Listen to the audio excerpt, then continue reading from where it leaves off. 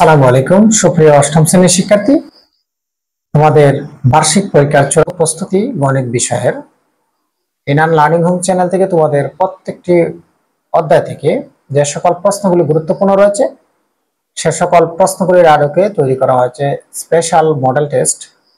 ইতিমধ্যে তোমাদের special model test 1 দেওয়া হয়েছে। আজ আলোচনা করব তোমাদের বার্ষিক পরীক্ষার চূড়ান্ত প্রস্তুতি গণিত বিষয়ের স্পেশাল মডেল টেস্ট 2।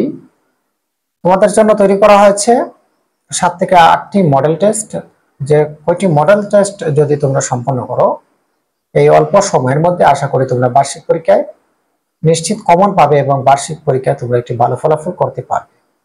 বার্ষিক পরীক্ষার চূড়ান্ত প্রস্তুতির জন্য ইনান লার্নিং হোম চ্যানেলটি সাবস্ক্রাইব করে রাখবে এবং ইনান লার্নিং হোম ফেসবুক পেজটি ফলো দিয়ে রাখবে এবং যে কয়টি পর্ব তোমাদের দেওয়া হবে প্রত্যেকটি পর্ব ধারাবাহিক সম্পন্ন করলে আশা করি তোমরা বার্ষিক পরীক্ষায় একটি ভালো ফলাফল করতে পারবে।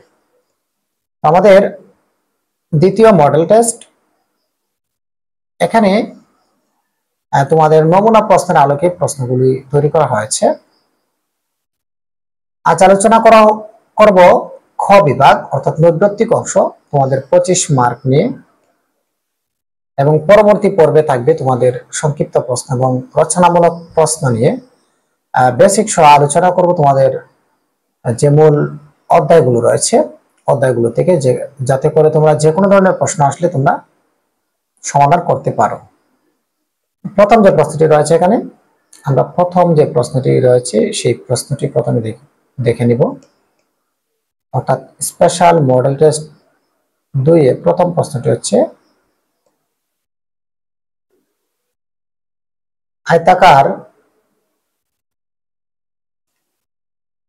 আয়তক্ষেত্রের বিশেষ অবস্থা হিসেবে বিবেচনা করা হয় কোন জ্যামিতিক ক্ষেত্রকে?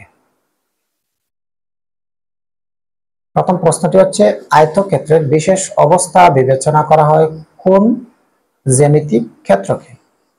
1 নং প্রশ্নটির সঠিক উত্তর হচ্ছে বর্গ ক্ষেত্রকে।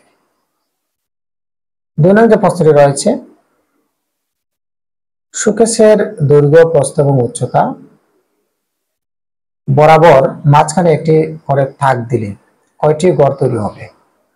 সুকেশের দৈর্ঘ্য প্রস্থ উচ্চতা, তারপর রয়েছে বরাবর মাঝখানে একটি করে থাক দিলে গড় তৈরি হবে 4টি। প্রথমে রয়েছে 8টি, তারপর 6টি, তারপর রয়েছে 4টি, তারপর হচ্ছে 2টি। অর্থাৎ 2 নং প্রশ্নটির সঠিক উত্তর হচ্ছে খ নং যে অপশনটি রয়েছে 8টি। যদি 7% মুনাফা হয় তাহলে 100 টাকা 3 বছরের মুনাফা কত? আমাদের এই প্রশ্নটি প্রথম মডেল টেস্টও আলোচনা করেছিলাম। 7% মুনাফায় 100 টাকার 3 বছরের মুনাফা হবে 14 টাকা। মুনাফা থেকে তোমাদের অনেকগুলো প্রশ্ন, ক্ষুদ্র সঞ্চয় ভবিষ্যৎ গড়ি এই অধ্যায়টি থেকে তোমাদের বেসিক সরল মুনাফা নির্ণয়, চক্রবৃদ্ধি মুনাফা নির্ণয়, সরল মুনাফা চক্রবৃদ্ধি মুনাফার পার্থক্য, অনেকগুলো প্রশ্ন তোমাদের সমাধান করে দেওয়া হয়েছে। আশা করি তোমরা এই প্রশ্নটিও করতে পারবে। যারা সরল মুনাফা এবং চক্রবৃদ্ধি মুনাফা নির্ণয় করতে সমস্যা, তোমরা অবশ্যই ক্ষুদ্র সঞ্চয় ভবিষ্যৎ করি এই চ্যাপ্টার থেকে যে বিস্তারিত বেসিক সহ আলোচনা করা হয়েছে সেই পর্বগুলো তোমরা দেখবে। 3 নং প্রশ্নটির সঠিক উত্তর হচ্ছে 14 টাকা। 4 নং যে প্রশ্নটি রয়েছে প্রারম্ভিক মূলধনের প্রতীক কি? প্রারম্ভিক মূলধনের প্রতীক হচ্ছে এ। অপশনের ক নং উত্তরটি হচ্ছে সঠিক। 5 নং যে প্রশ্নটি রয়েছে 3 বছর পর চক্রবৃদ্ধি মূলধন 1+r এর সূচক কত? তৃতীয় বছর পরে অথবা 3 বছর পরে চক্রবৃদ্ধি মূলধন 1+r এর সূচক হবে 3। 6 নং যে প্রশ্নটি রয়েছে a2 3 একটি বিন্দুর স্থানাঙ্ক হলে বিন্দুটির ভুজ কত? 2 3 একটি বিন্দুর স্থানাঙ্ক হলে বিন্দুটির ভুজ হবে 2, অর্থাৎ প্রথমটি হচ্ছে তার ভুজ 2। 7 নং যে প্রশ্নটি রয়েছে -2 -3 বিন্দুটি কোন চতুর্ভাগে অবস্থিত? প্রতিটা সময় তুমি একটি জিনিস মনে রাখবে যে কোন চতুর্ভাগে অবস্থিত, সবচেয়ে বড় চতুর্ভাগ যেটা থাকবে সেটিতেই অবস্থিত থাকে। তাহলে 7 নং প্রশ্নের সঠিক উত্তর হচ্ছে -3 যেহেতু রয়েছে তৃতীয় চতুর্ভুজে অবস্থিত। 8 নম্বর যে প্রশ্নটি রয়েছে 20 ও 60 বিন্দুদের মধ্যবিন্দুর স্থানাঙ্ক কত? মধ্যবিন্দু তাহলে 2 3 4 5 6, তাহলে মাঝখানে যে সংখ্যাটি রয়েছে সেটা হচ্ছে 4, তাহলে 8 নং প্রশ্নটির সঠিক উত্তর হবে 40। 9 নম্বর প্রশ্নটি রয়েছে বৃত্তের কেন্দ্র দিয়ে কতটি ব্যাস অঙ্কন করা যায়? বৃত্তের কেন্দ্র, এটি একটি বৃত্ত, তার কেন্দ্র আমরা ধরে নিলাম এটি একটি কেন্দ্র, বিন্দুটি হচ্ছে কেন্দ্র, তাহলে কতটি ব্যাস অঙ্কন করা যাবে? ব্যাস অসংখ্য, একটি দুইটি তারপর রয়েছে অসংখ্য, অর্থাৎ আমরা কেন্দ্র বরাবর অসংখ্য ব্যাস অঙ্কন করতে পারবো। তাহলে 9 নং প্রশ্নটির সঠিক উত্তর হচ্ছে অসংখ্য ব্যাস অঙ্কন করা যায়। 10 নং যে প্রশ্নটি রয়েছে বৃত্তের ব্যাস ব্যাসার্ধের কত গুণ? বৃত্তের ব্যাস হচ্ছে ব্যাসার্ধের দ্বিগুণ। এটা তোমাদের চলবৃত্ত চিহ্ন এ পাঠটিতে আলোচনা করা হয়েছে বৃত্তের খুঁটিনাটি সকল বিষয় নিয়ে। তারপর রয়েছে 11 বাইনারি সংখ্যা পদ্ধতিতে মোট কতটি আলাদা চিহ্ন রয়েছে? বাইনারি সংখ্যা পদ্ধতিতে মোট কতটি আলাদা চিহ্ন রয়েছে? অর্থাৎ বাইনারি সংখ্যা পদ্ধতিতে মোট আলাদা চিহ্ন রয়েছে দুটি, 0 এবং 1, অর্থাৎ অপশনের কোন উত্তরটি হচ্ছে সঠিক। 12 নম্বর প্রশ্নটি রয়েছে বিদ্যুতের উপস্থিতি ও অনুপস্থিতি বোঝার জন্য কোন সংখ্যা পদ্ধতি ব্যবহার করা হয়? বিদ্যুতের উপস্থিতি ও অনুপস্থিতি বোঝানোর জন্য যে সংখ্যা ব্যবহার করা হয় সেটা হচ্ছে বাইনারি সংখ্যা। অপশনের খ নং উত্তরটি হচ্ছে সঠিক। 13 নম্বর প্রশ্নটি রয়েছে এখানে পরিসংখ্যানের ক্ষেত্রে কোনটি সত্য? অপশন 1 মধ্যক l+n/2 - f(h/fm), এটি মধ্যক নির্ণয়ের সূত্র, এটি সঠিক। তারপর প্রচুরক সমান হচ্ছে l+f1/f1+f2 * h, এটিও সঠিক। কিন্তু গাণিতিক গড় সমান কি? গাণিতিক গড় সমান হচ্ছে 1/n ∑f(i)(xi), তাহলে 3 নং অপশনটি হচ্ছে ভুল। তাহলে 1 এবং 2 যে অপশনটি রয়েছে সেটি হচ্ছে সঠিক, অর্থাৎ অপশনের খ নং উত্তরটি হচ্ছে সঠিক উত্তর। এখানে একটি উদ্দীপক দেওয়া আছে তথ্য উপাত্ত, অর্থাৎ নিচের তথ্যের আলোকে 14-15 নং প্রশ্নের উত্তর দাও। প্রচুরক শ্রেণীর মধ্যমান কত? প্রচুরক শ্রেণী, যে শ্রেণীতে প্রচুর সংখ্যা থাকবে সেটি হচ্ছে প্রচুরক শ্রেণী। তাহলে 7 নং শ্রেণীতে রয়েছে প্রচুর সংখ্যা, সেটি হচ্ছে কি? প্রচুরক শ্রেণী।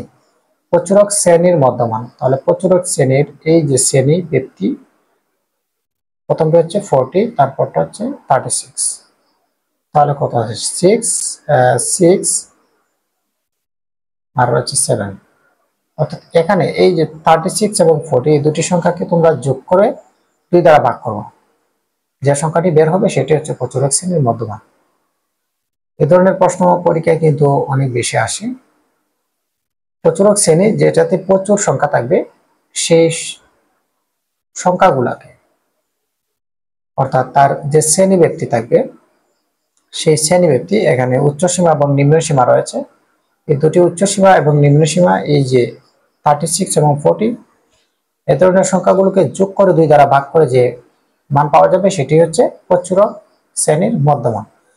তাহলে 40 আর 36 হচ্ছে 76, এটাকে 2 দ্বারা ভাগ করলে কত আসে? 38। তাহলে 14 নং প্রশ্নটির সঠিক উত্তর হচ্ছে 38। 15 নং যে প্রশ্নটি রয়েছে মধ্যক নির্ণয়ের জন্য এফসি এর মান নিচে কোনটি?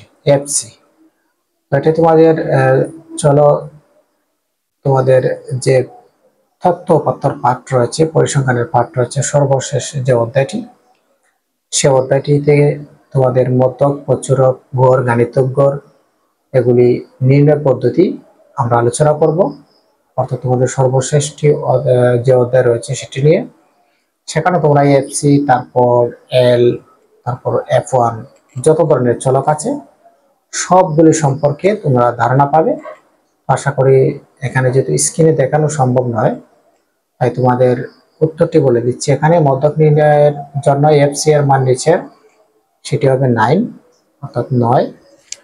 এবং এই টাইপের প্রশ্নগুলি তোমাদের রচনামূলক প্রশ্ন কিংবা সংক্ষিপ্ত প্রশ্নের জন্য যখন আমরা অঙ্কগুলি সমাধান করব তখন আশা করি তোমরা এগুলি সম্পন্ন করতে পারবে। এখন আমরা দেখে নিব এক কথায় যে উত্তর রয়েছে। 16 নং যে প্রশ্নটি রয়েছে এখানে, কোন জ্যামিতিক ক্ষেত্র আয়তক্ষেত্রের একটি বিশেষ অবস্থা। কোন জ্যামিতিক ক্ষেত্র? 16 নং প্রশ্নটির সঠিক উত্তর হচ্ছে বর্গক্ষেত্র। বর্গক্ষেত্র, বর্গক্ষেত্র, ঠিক আছে, বর্গক্ষেত্র। তারপর 17 নং যে প্রশ্নটি রয়েছে, এক একক দৈর্ঘ্যের গণকের আয়তন কত?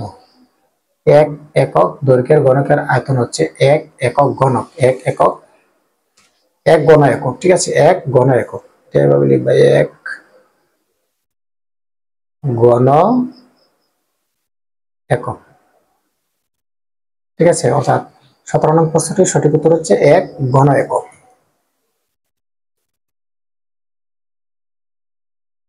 18 নং যে প্রশ্নটি রয়েছে, y = mx + c সমীকরণটি c দ্বারা কি বোঝানো হচ্ছে? c দ্বারা বোঝানো হয় প্রারম্ভিক জমা। এখানে c দ্বারা বোঝানো হয়েছে প্রারম্ভিক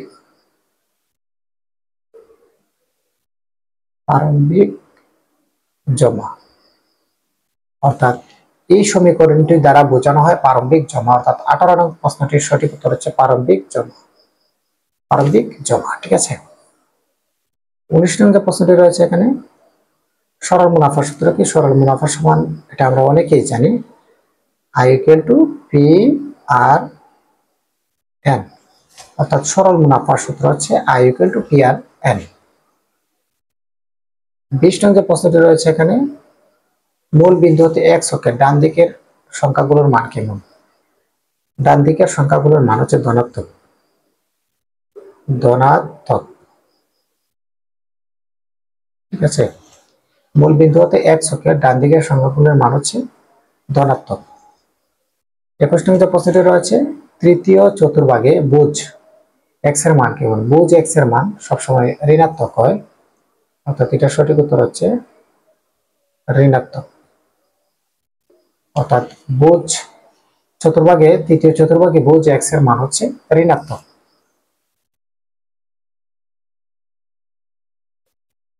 22 নং যে প্রশ্নটি রয়েছে, একটি বৃত্তকে তার ব্যাস বরাবর বিভক্ত করলে কি উৎপন্ন হয়? একটি বৃত্তকে তার ব্যাস বরাবর যদি আমরা বিভক্ত করি, ব্যাস বরাবর বিভক্ত করলে সেটাকে আমরা পাই অর্ধবৃত্ত। অর্থাৎ এই যে একটা বৃত্ত, তার ব্যাস কোনটি? তার ব্যাস হচ্ছে এই যে ব্যাস।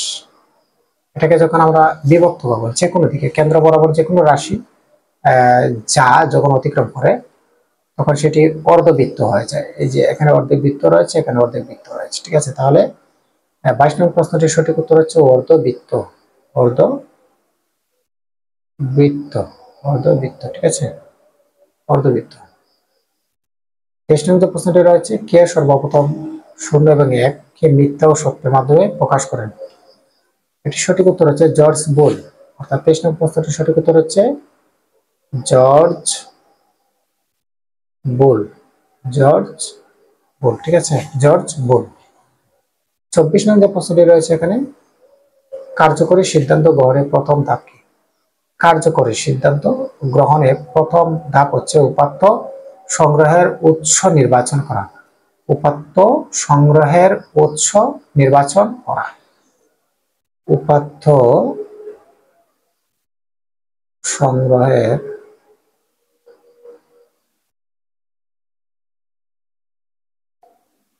উৎস নির্বাচন করা,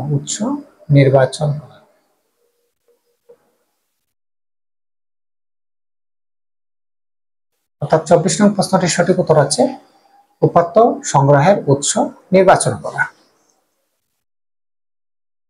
25 নং যে প্রশ্নটি রয়েছে, উপাত্ত সারণীভুক্ত করতে কয়টি ধাপ অনুসরণ করতে হয়?